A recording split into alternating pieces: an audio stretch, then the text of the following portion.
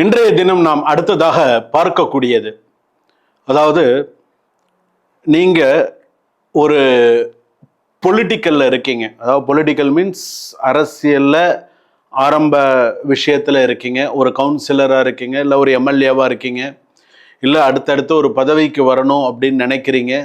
ஆரம்பத்தில் கொஞ்சம் நிறைய கஷ்டங்கள், நிறைய விஷயங்கள்லாம் அதில் இருக்கு. அரசாங்க உத்தியோகம், இப்பெல்லாம் அரசாங்க உத்தியோகம் சீக்கிரமாக கிடைச்சிருமா? கிடைக்க மாட்டேங்குது, சுத்தமாக கிடைக்க மாட்டேங்குது. நான் ஜாதகம் பார்க்குறவங்க கிட்ட கூட நான் கிட்ட சொல்லுவேன், என்கிட்ட கேட்பாங்க, அரசாங்க உத்தியோகம் கிடைக்குமா சுவாமி, எனக்கு அது விஷயமா நான் டிஎன்பிசி எக்ஸாம் எழுதியிருக்கேன். நான் சொல்லுவேன், எக்ஸாம் எழுதியிருக்கேன், நேர்மையான முறையில் நீ முயற்சி பண்ணு, கண்டிப்பாக உனக்கு கிடைக்கும். ராஜா மாதிரி நீங்கள் இருக்கலாம், நினைச்சது நடக்கும். அந்த அளவுக்கு உங்களுக்கு எல்லாம் சிறப்பு. ஏன்னா இன்னைக்கு எல்லாருக்குமே அதெல்லாம் ஒரு ஒரு இதுவாக தோணும். என்னடா உண்மை, இந்த வாக்கியத்தை நான் சொல்லலப்பா, சத்தியமா இதெல்லாம் எனக்கு முன்னோர்கள் சொல்லி வைத்தது. விநாயக பெருமான் பிரார்த்தனை இந்த மாதிரிலாம் நீங்க செய்யும் பொழுது அந்த விநாயக பெருமானோட இன்னைக்கும் நிறைய பேருக்கு நான் சொல்லி கொடுத்துருக்கேன், செய்யறாங்க, செஞ்சுட்டு இருக்காங்க, நன்னா இருக்காங்க.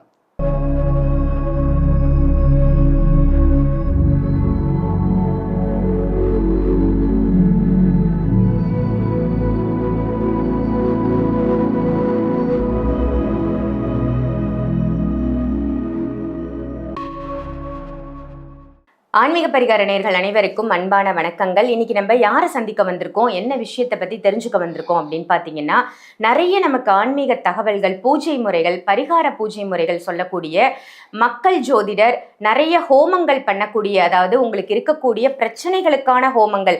இப்போ உங்க வீட்டுல யாருக்காவது குழந்தை பாக்கியம் இல்லையா, அதற்கும் ஹோமம் இருக்கு. அதே மாதிரி திருமண தடை இருக்கா, உங்க வீட்டுல கிரகப்பிரவேசம் பண்ணணுமா, ஆயுஷம ஹோமம் பண்ணணுமா, இந்த மாதிரி எல்லா விதமான ஹோமங்களையும் பண்ணக்கூடிய ஹோம சக்கரவர்த்தி அப்படின்னு இவரை சொல்லலாம். அந்த அளவுக்கு ஹோமத்தின் மூலமாகவே உங்களுக்கு இருக்கக்கூடிய பிரச்சனைகளை தீர்க்கும் வல்லமை படைத்த மக்கள் ஜோதிடர் ராஜ்குமார் சிவாச்சாரியார் ஐயா அவர்களை தான் சந்திக்க வந்திருக்கோம். வணக்கம் சார். வணக்கம். வணக்கம். நல்லா இருக்கீங்களா? நல்லா இருக்கேன். உங்க பதிவுகள் எல்லாம் ரொம்ப அருமையா இருக்கு. நிறைய நல்ல விஷயங்கள், நிறைய புராதன கோவில்களை பத்தி மக்களுக்கு எடுத்து சொல்றீங்க. நிறைய பேருக்கு இந்த கோவில் போனா நமக்கு இந்த பலன் கிடைக்கும் அப்படிங்கறதே தெரியாம இருக்காங்க. அந்த வகையில நீங்க சொல்லக்கூடிய அத்தனை பரிகாரங்களும் அவ்வளோ யூஸ்ஃபுல்லா இருக்குன்னு நம்ம சேனலுக்கும் சரி, பர்சனலா உங்களுக்கும் நிறைய கால்ஸ் எல்லாம் வந்துட்டு இருக்கு. கமெண்ட்ஸ்லயும் நல்ல நல்ல கமெண்ட்ஸ் போடுறாங்க. அதே மாதிரி ஒரு ஹோமத்தின் வாயிலாக மக்களுடைய பிரச்சனைகளை தீர்க்க முடியும் அப்படின்னு நீங்க சொல்லி நிறைய பேருக்கு உங்களுடைய இடத்துல ஹோமம் பண்ணி வச்சு நிறைய விஷயங்களை நீங்க தொடர்ந்து பண்ணிட்டு வரீங்க. ஜனனி ஜென்ம சௌக்கியானம் வர்தனி குல சம்பதாம் பதவி பூர்வ புண்ணியோனம் லிகதே ஜென்ம பத்திரிகா சிவதனய வரிஷ்டம் சர்வ கல்யாண மூர்த்திம் பரசு கமலஹஸ்தம் பூஷிதம் மோதகேன அருணகுசுமமாலா வியாழ லம்போதரந்தம் மம ஹிருதே நிவாசம் ஸ்ரீ கணேசம் நமாமி. மகாகணபதி பிரார்த்தனை கொண்டு, சோமம் ஆனந்த சம்பூதம் சோமார்க்க கிருதசேகரம் தட்சிணாபி அபிமுகம் வந்தே தட்சிணாமூர்த்தி மாஸ்ரயே. மாதா பிதா குரு துணை கொண்டு உலகெங்கும் வாழக்கூடிய ஆன்மீக பரிகாரம் நேயர்கள் அனைவருக்கும் வணக்கம். நான் உங்கள் மக்கள் ஜோதிடர் டாக்டர் வி ராஜ்குமார் சிவாச்சாரியார் பேசுகிறேன். எல்லாரும் எப்படி இருக்கீங்க? நலமா இருப்பீங்க நம்புறேன். இன்றைய தினம் நாம் அடுத்ததாக பார்க்கக்கூடியது, அதாவது நீங்க ஒரு பொலிட்டிக்கல்ல இருக்கீங்க. அதாவது பொலிட்டிக்கல் மீன்ஸ் அரசியல்ல ஆரம்ப விஷயத்துல இருக்கீங்க. ஒரு கவுன்சிலரா இருக்கீங்க, இல்லை ஒரு எம்எல்ஏவா இருக்கீங்க, இல்லை அடுத்தடுத்து ஒரு பதவிக்கு வரணும் அப்படின்னு நினைக்கிறீங்க. ஆரம்பத்தில் கொஞ்சம் நிறைய கஷ்டங்கள், நிறைய விஷயங்கள்லாம் அதில் இருக்குது. ஒரு பொலிட்டீஷியனாக இருக்கீங்க அப்படின்னு சொன்னால் இது ஒரு விஷயம் ஞாபகம் வச்சுக்கோங்க. ரெண்டாவது, ஒரு படிப்பு விஷயம், கெரியரில் நல்லா வரணும். நான் ஒரு டாக்டர் ஆகணும், நான் ஒரு இன்ஜினியர் ஆகணும். இப்போல்லாம் யார் இன்ஜினியர் ஆகணும்னு நினைக்கிறாங்க? டாக்டர் வச்சுக்கோங்க.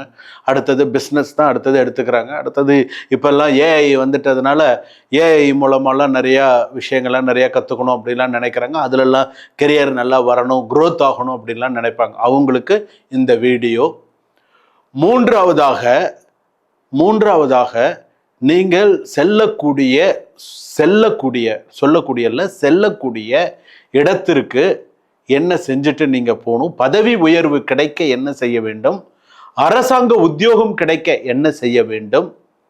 அரசாங்க உத்தியோகம், இப்பெல்லாம் அரசாங்க உத்தியோகம் சீக்கிரமா கிடைச்சிருமா? கிடைக்க மாட்டேங்குது, சுத்தமாக கிடைக்க மாட்டேங்குது.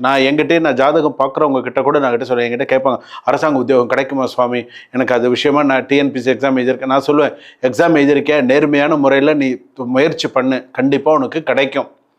பணம் கொடுத்து ஏமாந்துடாத. இதோ வாங்கி தரேன்னு சொல்லுவான், ஏதாவது சொல்லுவான். பணம் கொடுத்து ஒரு அரசாங்க வேலை வாங்காத. திடீர்னு ஏமாத்துவான், ஏதாவது ஒரு விஷயம் நடக்கும். வேண்டாம், உன்னுடைய முயற்சிக்கு கண்டிப்பாக உனக்கு கிடைக்கும் அப்படின்னு சொல்லுவேன். அதுபோல் அந்த மாதிரி இருக்கக்கூடியவர்கள், பெண்கள், திருமணம் ஆகாதவர்கள், ஆண்களில் திருமணம் ஆகாதவர்கள், ஆண்களில் அடுத்த பிஸ்னஸில் அடுத்த லெவல் போகணும்னு நினைக்கக்கூடியவர்கள், உங்களுக்கான பதிவு தான் இந்த பதிவு.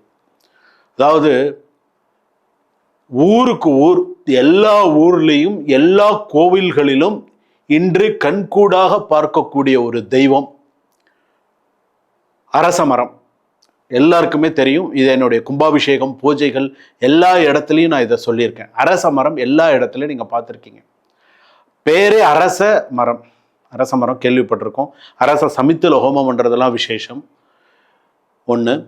அப்போ அந்த அரச மரம் அப்படின்னு சொல்லும்போது அரச மரம் மட்டும் அதில் இருக்காது. அரசுடன் சேர்ந்த வேம்பு அதில் இருக்கும். நல்ல விருட்சமாக விரிஞ்சிருக்கும், அப்படியே பெருசாக விருட்சமாக அப்படியே பெருசாக இருக்கும். சில கோவில்கள் எல்லாம் பார்த்தோன்னே அதில் கீழே யார் இருப்பா? விநாயக பெருமான் இருப்பார். சாக்ஷாத் யார்? விநாயக பெருமான். அதில் வலம்புரி விநாயகர், இடம்புரி விநாயகர், நிறைய விநாயகர் இருப்பா. விநாயகருங்கிறது வச்சிருப்பா. விநாயகருக்கு அடுத்ததாக அங்கே கூட யார் இருப்பா? நாகர் இருக்கும். நாகர் ஆண் பெண் இணைந்த நாகராக இருக்கும். இந்த இப்படி இருக்கும், இந்த இப்படி பார்த்துருக்கிற மாதிரி இருக்கும். அடுத்ததாக இந்த பக்கம் ஏதாவது ஒரு ஒற்றை நாகம், கிருஷ்ணர் இது பண்ணியிருக்கிற மாதிரிலாம் சில ஆலயங்களில் வச்சிருப்பாங்க. சரி, அப்போ இந்த அரச மரம் ஆலயத்தில் வச்சிருக்கிறதுக்கான ஐதீகம் என்ன தெரியுமா? மூலதோ பிரம்ம ரூபாய. மூலத்துல யார் இருக்கா? பிரம்மன் வாசம் பண்றார். வேர் பூமி சைடு. மூலதோ பிரம்ம ரூபாய. மத்தியதே விஷ்ணு ரூபிணி. மத்தியத்தில் யார் இருக்கா? மகாவிஷ்ணு வாசம் பண்றார். அக்ரதே சிவரூபாய விரக்ஷராஜாயத்தை நமஹா. பறந்து விரிந்து இருக்கக்கூடிய இடத்துல யார் இருக்கா? சாட்சாத் மகேஸ்வரன் இருக்கார், பரமேஸ்வரன் இருக்கார், வாசம் செய்வதாக ஐதீகம். அதுதான் இந்த ஸ்லோகத்துடைய அர்த்தம். மூலதோ பிரம்மரூபாய மத்தியதே விஷ்ணு ரூபிணி அக்ரதே சிவரூபாய விரக்ஷராஜாயத்தை நமஹா. ஸோ இந்த அரச மரம் அப்படின்னு சொல்லும்போது அந்த இடத்துல அரச மர விநாயகருக்கு நம்ம தீபம் ஏற்றுவது அப்படிங்கிறது ஒரு விஷயம் இருக்குங்க. அரச மர விநாயகரை 2 விதமாக வழிபாடு பண்ணலாம். சதுர்த்தி தினத்தில் வழிபாடு பண்ணுறது ஒன்று.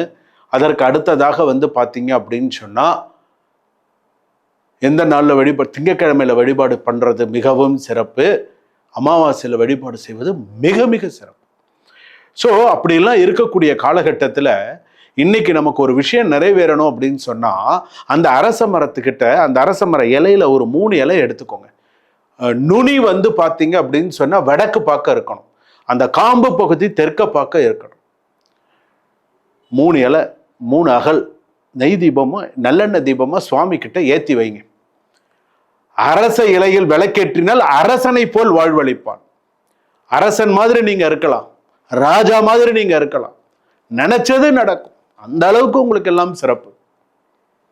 ஏன்னா இன்னைக்கு எல்லாருக்குமே அதெல்லாம் ஒரு இதுவா தோணும். என்னடா உண்மை, இந்த வாக்கியத்தை நான் சொல்லலப்பா, சத்தியமா இதெல்லாம் எனக்கு முன்னோர்கள் சொல்லி வைத்தது, எனக்கு முன்னோர்கள் எனக்கு பெரியோர்கள் சொல்லி கொடுத்தது. அரச இலையில் விளக்கேற்றினால் அரசனை போல் வாழ்வழிப்பான், நிறைய நல்ல விஷயங்கள் நடக்கும் அப்படிங்கிறது. அப்போ இந்த விளக்கேற்றி வைக்கிறதோட உன்னுடைய கடமை முடிஞ்சிடாது. நீ எத்தனை பிரதட்சணம் பண்ணணும்? கூடியமான வரையில 33 பிரதட்சணமாவது பண்ணணும்னு கணக்கு. 33 பண்ணணும்.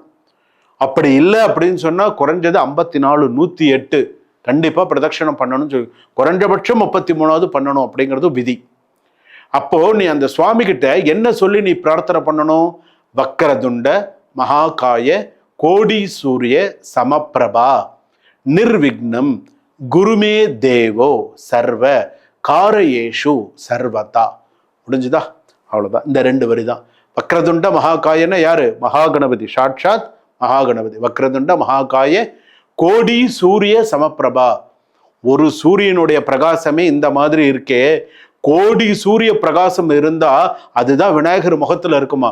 கோடி சூரியனுடைய பிரகாசம் விநாயகருடைய முகத்துல இருக்குமா?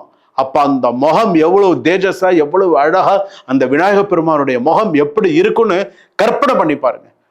கோடி சூரிய சமப்பிரபா சமப்பிரபா நிர்விக்னம் குருமே தேவோ. நிர்விக்னம் குருமே தேவோ.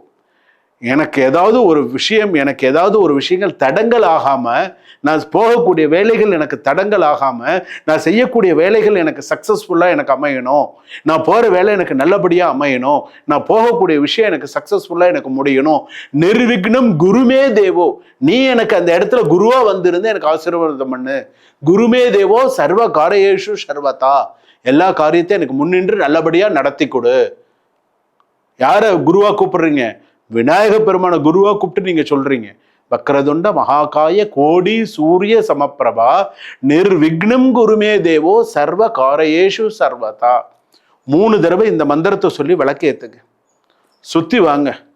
கண்டிப்பா நான் இன்னைக்கு சொல்றேன், என் சொல் வாக்கு கண்டிப்பா உங்களுக்கு பலிக்கும். நீங்க நினைச்சது உங்களுக்கு நடக்கும். விநாயக பெருமான் சும்மா சாதாரண இது கிடையாது. விநாயக பெருமான் பிரார்த்தனை இந்த மாதிரிலாம் நீங்கள் செய்யும் பொழுது அந்த விநாயக பெருமானோட இன்னைக்கும் நிறைய பேருக்கு நான் சொல்லி கொடுத்துருக்கேன், செய்யறாங்க, செஞ்சுட்டு இருக்காங்க, நன்னா இருக்காங்க. செய்யுங்க, வாழ்க்கையில் அமோகமாக வாங்க. சுபம். வாழ்க வளமுடன்.